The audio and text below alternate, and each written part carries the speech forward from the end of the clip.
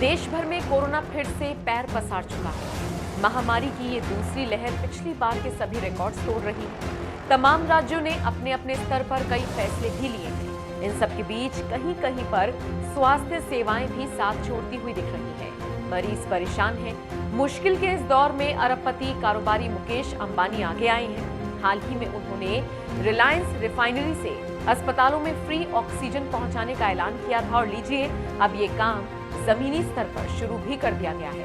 जी हां, दरअसल Reliance industries limited, जो दुनिया की सबसे बड़ी प्राइवेट रिफाइनिंग कॉम्प्लेक्स का संचालन करती है, उसने महाराष्ट्र में तो मुफ्त ऑक्सीजन की आपूर्ति शुरू की ही है, साथ ही साथ मध्य प्रदेश के इंदौर में भी मुफ्त में ये सेवाएं दी गई हैं। मध्य प्रदेश में भी जिस तेजी के साथ कोरोना संक्रमितों की संख्या बढ़ रही है, उसने कई बड़े अस्पतालों में ऑक्सीजन की कमी कर दी है। लिहाजा रिलायंस रिफाइनरी से कोविड पेशेंट्स के लिए ऑक्सीजन भेजा जा रहा है। शनिवार को लगभग 60 टन लिक्विड ऑक्सीजन गुजरात के जामनगर से मध्य प्रदेश के इंदौर पहुंचाया गया। बड़े बड़े टैंक्स में भरकर ऑक्सीजन को अस्पतालों तक रवाना किया गया।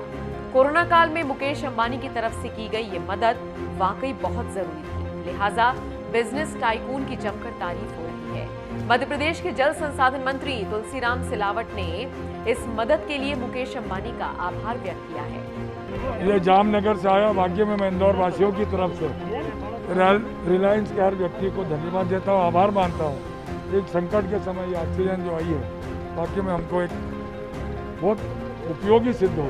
आपको बता दें, कई राज्यों में अस्पतालों में ऑक्सीजन की कमी के कारण मरीजों की मौत की खबरें सामने आ रही हैं। अस्पतालों में इस वक्त ऑक्सीजन की समस्या चरम पर है। ऐसे में महाराष्ट्र और मध्य प्रदेश के अस्पतालों के लिए मुकेश अंबानी की तरफ से उठाया गया ये कदम बेहद सराहनीय है।